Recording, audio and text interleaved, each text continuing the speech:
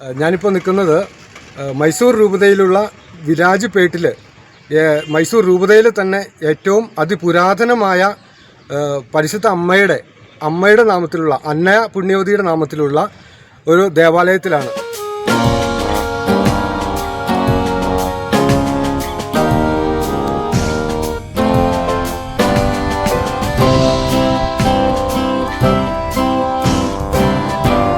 സഹോദരങ്ങളെ, ഞങ്ങളിപ്പോൾ ആയിരിക്കുന്നത് വിശുദ്ധ അന്ന പുണ്യവതിയുടെ നാമത്തിലുള്ള അതിപുരാതനമായ ഒരു ദേവാലയത്തിൻ്റെ മുന്നിലാണ്. ഈ പുറകിൽ കാണുന്നതാണ് ആ പള്ളി. ഈ പള്ളിയുടെ മുന്നിൽ ഞാൻ ആയിരിക്കുമ്പോൾ എൻ്റെ ഓർമ്മകൾ കുറച്ച് പുറകിലേക്ക് സഞ്ചരിക്കുകയാണ്. അതായത് ഏകദേശം ഒരു 4-5 വർഷം മുന്നേ ഈ സ്ഥലത്ത് കടന്നു വന്നത് ഒരു ധ്യാനവുമായിട്ട് ബന്ധപ്പെട്ടാണ് ഇവിടെ കടന്നു വന്നത്.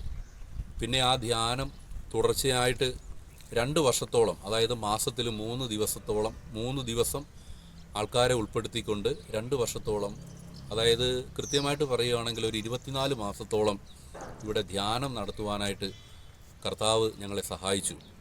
അപ്പോൾ ഇവിടെ കടന്നു വന്നത്, ഇവിടെ ഏകദേശം ഒരുപാട് മലയാളികൾ തിങ്ങിപ്പാർക്കുന്ന ഒരു സ്ഥലമാണ്. നന്നായി പ്രാർത്ഥിക്കുന്ന, പ്രത്യേകിച്ച് മൈസൂർ രൂപതയ്ക്ക് വേണ്ടിയും കർണാടകയ്ക്ക് വേണ്ടിയും ഒക്കെ ശുശ്രൂഷ ചെയ്യുന്ന അനേകം ശുശ്രൂഷകരുള്ള ഒരു പള്ളിയാണിത്. ഈ പള്ളിയെക്കുറിച്ച് പറയുമ്പോൾ ആദ്യം മനസ്സിലേക്ക് കടന്നു വരുന്നത് ബഹുമാനപ്പെട്ട ജോസ് ബ്രദറാണ്.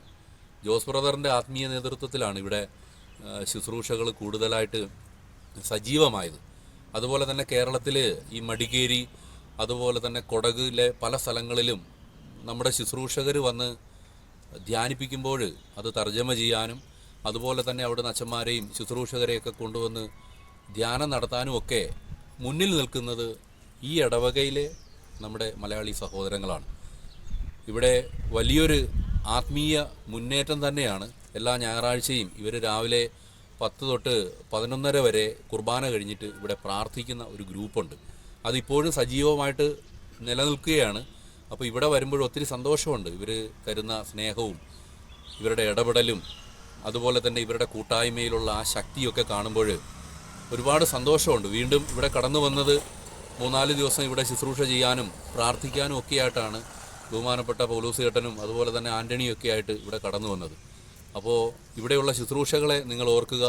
മലയാളി കമ്മ്യൂണിറ്റിയുണ്ട്, അതുപോലെ തന്നെ മറ്റ് കന്നഡ ഗ്രൂപ്പുണ്ട്, പിന്നെ കൊങ്കിണി ഗ്രൂപ്പുണ്ട്. ഇതെല്ലാം വളരെ സജീവമാണ്. അപ്പോൾ നിങ്ങളുടെ പ്രാർത്ഥനയിൽ ഈ വിരാജ്പേട്ടുള്ള ഈ കൂട്ടായ്മയും ഇവിടെ നടക്കുന്ന ശുശ്രൂഷകളെയും ഓർക്കുക. Praise the Lord. ഈശോ എല്ലാവരെയും അനുഗ്രഹിക്കട്ടെ. ആമേൻ. ആമേൻ.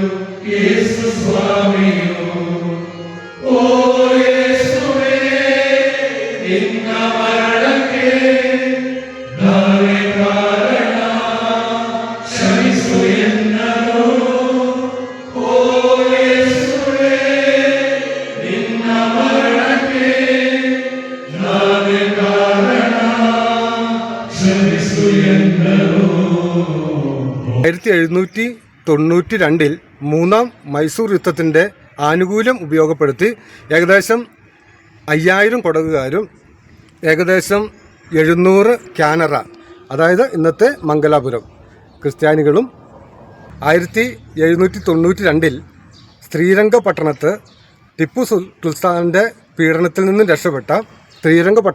രക്ഷപ്പെട്ടുകൊണ്ട് കൊടകിലെ അഭയം തേടി ഫാദർ ജോവാർ ഡിക്കോസ്റ്റ ഈ ക്രിസ്ത്യാനികളോടൊപ്പം ചേരുകയും കൊടക് ഭരണാധികാരി വീര രാജേന്ദ്ര ഓടയാറിൻ്റെ മുമ്പാകെ അദ്ദേഹം ഈ ക്രിസ്ത്യാനികളുടെ കേസ് വാദിച്ചു. ഭരണാധികാരി ഈ ക്രിസ്ത്യാനികളെ താൻ പുതുതായി സ്ഥാപിച്ച പട്ടണമായ വീരരാജേന്ദ്രപേട്ടയിൽ സ്ഥിരതാമസമാക്കുവാൻ ക്ഷണിച്ചു. 1792 നവംബർ 10 പുറപ്പെടുവിച്ച ഒരു പ്രത്യേക ഉത്തരവ് പ്രകാരം വീരരാജേന്ദ്രപേട്ടിൽ സ്വന്തം ചെലവിൽ ഒരു പള്ളി പണിയുവാൻ അദ്ദേഹം ഉത്തരവിട്ടു. ഫാദർ ജോവാ ഡിക്കോസ്റ്റ ആയിരുന്നു ആദ്യത്തെ ഇടവക വികാരി. രാജേന്ദ്ര ഓടയാറിൻ്റെ പിൻഗാമിയായ കൊടക് ലിംഗരാജ നിലവിലുള്ള പള്ളി വളരെകൾക്ക് പ്രാർത്ഥിക്കുവാൻ സ്ഥലം പരിമിതമാണെന്ന് കണ്ടതിനാൽ ഒരു വലിയ പള്ളിയുടെ ആവശ്യകത അവരുടെ ഇടയിൽ ഉയർന്നു വന്നു. 1811 ജൂലൈ 21 ഉത്തരവ് പ്രകാരം നിലവിലുള്ള പള്ളിയിൽ നിന്നും ഏതാനും യാർഡുകൾ അകലെ കുന്നിൻ മുകളിലായി ഒരു വലിയ പള്ളി പണിതു. 1867 ഫ്രഞ്ച് ഫോറിൻ മിഷനറിയിലെ ഫാദർ ഗില്ലോ ഇടവക വികാരിയായി നിയമിതനായി. 1869 അദ്ദേഹം നിലവിലുള്ള പഴയ പള്ളി പൊളിച്ചുമാറ്റി ഗോതിക് ശൈലിയിൽ നിലവിലുള്ള വിശാലമായ ദേവാലയം പണിതു. ബ്രിട്ടീഷ് സർക്കാർ അന്നത്തെ കാലഘട്ടത്തിൽ 2500 രൂപ ഈ ദേവാലയത്തിനു വേണ്ടി അനുവദിച്ചു. 1870 മെയ് മാസത്തിൽ പുതിയ പള്ളി ചെയ്യപ്പെടുകയും അത് ജനങ്ങൾക്ക് വേണ്ടി സമർപ്പിക്കപ്പെടുകയും ചെയ്തു. വീരരാജേന്ദ്രപേട്ടിലെ പരേതനായ സൗഖർ സാൽവട്ടോ പിൻഡോയുടെ സഹായത്താൽ ഗംഭീരമായ ഗോപുരം നിർമ്മിക്കപ്പെട്ടു. 152 അടി ഉയരമുള്ള ഈ ഗോപുരത്തിന് മുകളിൽ പഞ്ചലോഹം കൊണ്ട് നിർമ്മിച്ച 6 അടി ഉയരമുള്ള ഒരു കുരിശ് നിർമ്മിച്ചു. 1891 ഫ്രാൻസിൽ നിന്നും 2 വലിയ മണികൾ കൊണ്ടുവന്നു പള്ളിയിലുള്ളിലായിട്ട് അത് സ്ഥാപിച്ചു. വീരരാജേന്ദ്ര ഓടയാർ നൽകിയ 2 പീഠത്തിലുള്ള എണ്ണ വിളക്കുകൾ പള്ളിയിൽ സൂക്ഷിച്ചിരിക്കുന്നു. ധാരാളം മലയാളികളും ഈ കൊടക് പ്രദേശത്ത് താമസിക്കുന്നുണ്ട്.